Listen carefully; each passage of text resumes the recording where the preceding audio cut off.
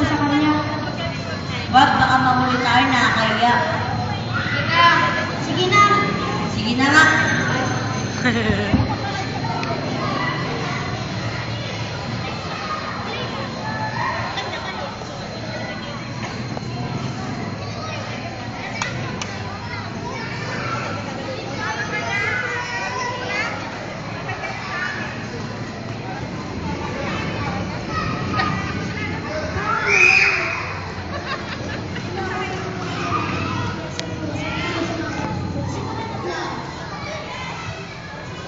Alam ko na. Baka yung tatlong nakasunod kayo sa buong water. Kaya baka sila.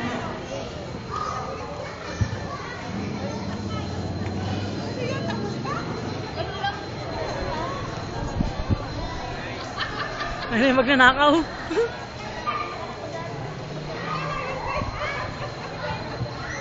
Pre, sunugin natin itong piyesa ni Mozart. Wag! Sige na, para wala makuha ebidensya sa atin yung mga polis.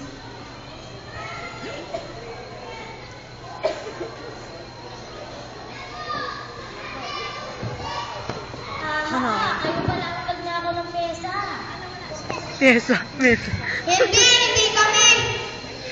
Ano pala yan? Bigay niyo sa amin yan.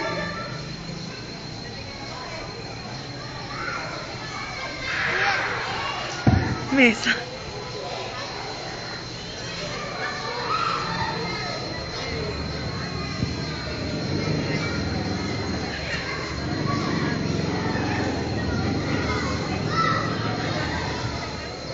Mozart's early years. Mozart was a child prodigy. When he was 5, he was already composing concertos, and at 7, he was performing throughout the parts of Europe. His father, Leopold, called him the Salzburg Miracle. Kababa na ba to? Lord, di ako makatugtog dahil nasa nakipiyas ako. Help me, Lord.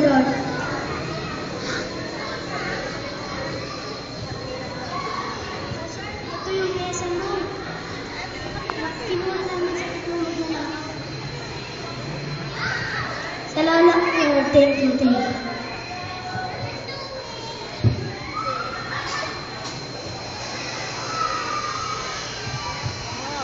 So in the end, we got to hear Mozart's first concert in Italy.